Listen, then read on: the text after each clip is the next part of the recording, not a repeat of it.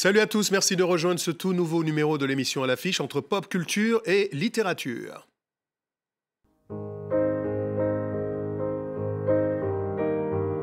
Brûlant était le regard de Picasso, le dernier roman de l'immense auteur camerounais Eugène Ebodé chez Gallimard.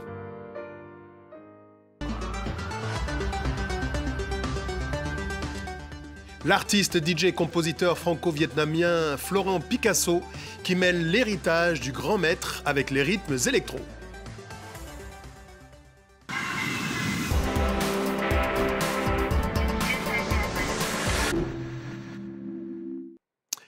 Bonjour à tous, bienvenue sur ce plateau. Je suis ravi de vous avoir tous les deux entre culture pop et littérature sous les auspices de Pablo Picasso. Florian, à tout de suite. Eugène Ebodé, bienvenue. Merci. Dans Brûlant était le regard de Picasso, vous racontez, vous narrez l'histoire incroyable et vraie de Mado Petrache, qui est né au Cameroun, d'un père suédois et d'une mère camerounaise, et qui deviendra la muse d'artistes tels que Matisse, Chagall, Dali ou Picasso. Un personnage central de votre œuvre. Votre personnage se souvient d'ailleurs très parfaitement de cette toute première rencontre avec le grand maître. Oui, la rencontre a lieu sur une piste de danse, et Picasso a le regard braqué sur cette foule qui gesticule, qui se réjouit, et puis son regard va tout droit vers Mado, et Mado sent ce regard brûlant du grand maître. Le regard brûlant de Picasso. DJ Florian, vous êtes en ligne avec nous, vous deviez être sur ce plateau. Soyez le bienvenu, mais les distanciations physiques et les barrières de restriction nous empêchent de vous avoir en physique, mais ça n'est que partie remise. Vous êtes l'arrière-petit-fils de Pablo Picasso. Vous avez été adopté à l'âge de 3 mois dans un orphelinat vietnamien par Marina Ruiz Picasso, elle-même petite fille du peintre. Alors, votre challenge aujourd'hui, quel est-il? C'est celui de mêler peinture, art, visuel, DJing et électro? Exactement. Donc, c'était, on va dire, comme une expérimentation qui permettait de comprendre comment, ou de voir comment la peinture pouvait influencer la musique et comment la musique pouvait influencer la peinture. Alors, Eugène Ebodé, on voit là l'arrière-petit-fils de Pablo Picasso. Vous-même, vous connaissez très bien Mado, puisqu'elle est vivante, elle a 81 ans aujourd'hui. En filigrane de l'histoire personnelle donc, de votre personnage principal, Mado, vous dépeignez les soubresauts de la question coloniale au bord de la fameuse rivière Rouge et Blanc. C'était juste avant la Seconde Guerre mondiale. Oui, Mado est né en 1936 et en 1939, son père va en Suède et la confie à des amis qui habitent au Cameroun, à Edea. Ce sont des amis originaires de Perpignan et ceux-ci vont recueillir cette fille métisse qui va devenir leur fille adoptive. Le mari, Jacques Boisson, s'engage auprès de la deuxième, ce qui va devenir la deuxième DB, l'armée de fer du général Leclerc.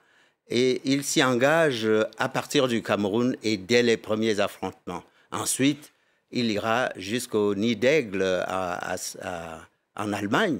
Donc, il va parcourir toute la guerre. Mado va le rencontrer parce que sa mère adoptive décide de l'amener en France parce qu'elle est en instabilité, en insécurité presque à Edea. Et puis, sur le chemin, dans le bateau qui les amène au port de Marseille, ils s'arrêtent à Casablanca et l'armée de Leclerc stationne à Témara, dans la banlieue de Rabat, avant de se propulser en Angleterre, puis de débarquer en Normandie. Et elle le voit là, avec un seul tirailleur sénégalais. Où sont passés les autres qui composaient la grande armée de Leclerc et qui composaient 60% de cette armée? Alors, vous leur rendez hommage à ces tirailleurs qu'on appelle sénégalais, mais qui étaient venus de partout, et vous évoquez un pan du fameux blanchiment de l'armée française. Florian Picasso, on dit un mot avec vous sur votre dernière initiative dans quelques instants, mais je propose justement de découvrir d'abord en musique ce que ça donne, cette magnificence d'un mélange entre art, littérature, œuvre picturale et DJing électro. Everything you can imagine is real.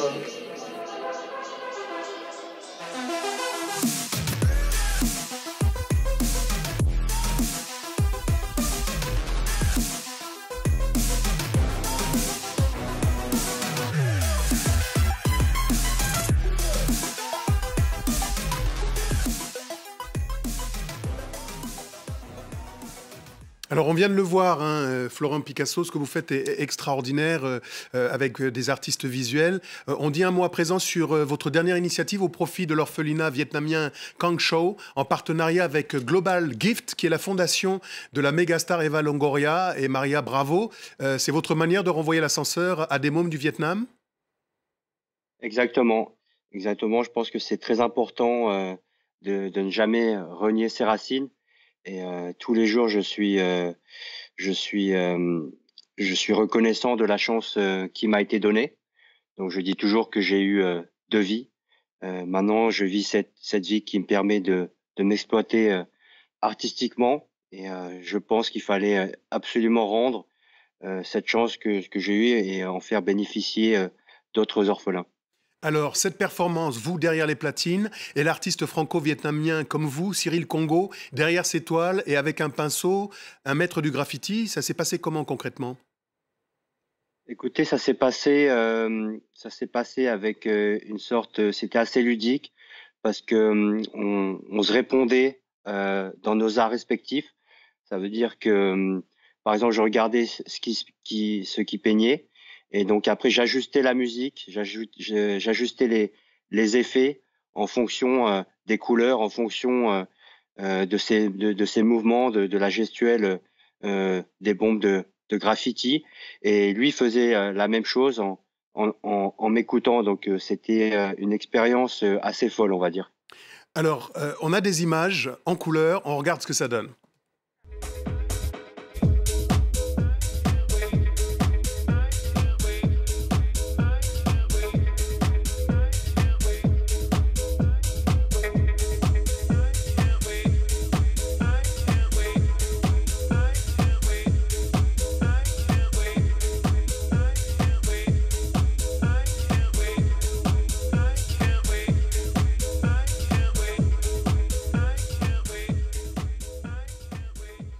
Florian Picasso, vous jouez dans le monde entier, de Dubaï à Paris ou Saigon. Sûr que ce qui va suivre va vous plaire. Le retour de l'artiste congolais Hiro, un poids lourd des cultures urbaines. Il marque son grand retour donc sur le devant de la scène musicale, en tandem avec Kobalade et le titre 4 secondes. Regardez. Faut que tu me fasses un minimum confiance, on n'ira pas loin si t'écoutes les gens. Il faut que tu me fasses un minimum confiance, si t'écoutes les gens. Bébé, moi j'ai plus rien à perdre. Ici bas sans toi ça devient la merde. Bébé, moi j'ai plus rien à perdre. Ton sourire avant la tempête. Toi t'es pas comme les autres, tu maquilles mes défauts. Sans toi je remets le moteur à zéro. Voilà, aujourd'hui une émission entre culture et engagement. On a vu avec Florian Picasso qu'il plaçait son art au service d'un engagement social. Vous, Eugène Baudet, vous n'êtes pas en reste en qualité d'intellectuel. Vous êtes à l'initiative d'une œuvre collective qui questionne la société africaine. L'Académie perpétuelle du Maroc vous a accueilli, mais vous interpellez aussi, quelque part, on peut le dire, la classe politique africaine. C'est exact, mais je veux d'abord saluer Florian Picasso et le féliciter pour son action, l'encourager à la poursuivre. S'agissant de l'initiative qui concerne les intellectuels africains, c'est autour d'un livre collectif que nous souhaitons aborder la question de l'Afrique. Qu'est-ce que c'est que ce continent? Comment le voyons-nous? Et comment envisageons-nous la réception que les autres peuvent avoir de notre continent, sachant que ceux qui y sont nés, quelquefois, on ne leur demande pas leur avis. Et pour une fois, les intellectuels vont donc exprimer leurs sentiments, leurs émotions, leurs réflexions, leur manière de rendre l'Afrique palpable auprès des autres. Une interpellation à l'endroit de la gente politique africaine? Il y aura aussi, de manière souterraine ou de manière plus explicite, une manière de demander également aux responsables africains, et je pense actuellement au président de l'Union africaine, M. Tshisekedi, qui a en charge, pendant une période limitée, les responsabilités de parler au nom des Africains.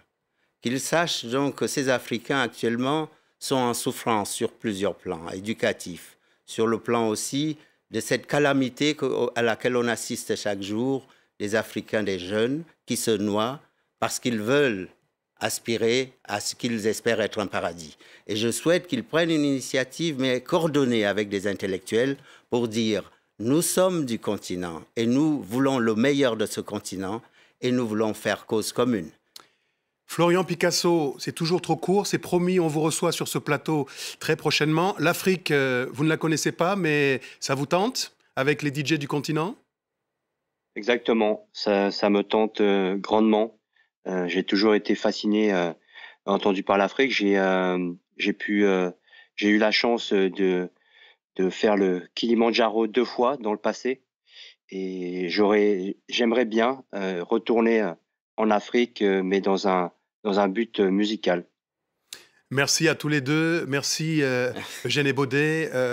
Brûlant était le regard de Picasso aux éditions Gallimard. Nous avons appris une triste nouvelle, celle de la disparition de Bernard Djonga, ingénieur agronome camerounais. Bernard Djonga qui a consacré sa vie à la paysannerie africaine pour l'autosuffisance alimentaire. Si je vous en parle aujourd'hui, c'est qu'il y a très peu, celui que l'on appelait le José Bové africain. J'ai eu la chance d'échanger avec lui sur l'idée d'une implication justement des artistes aux côtés des paysans africains.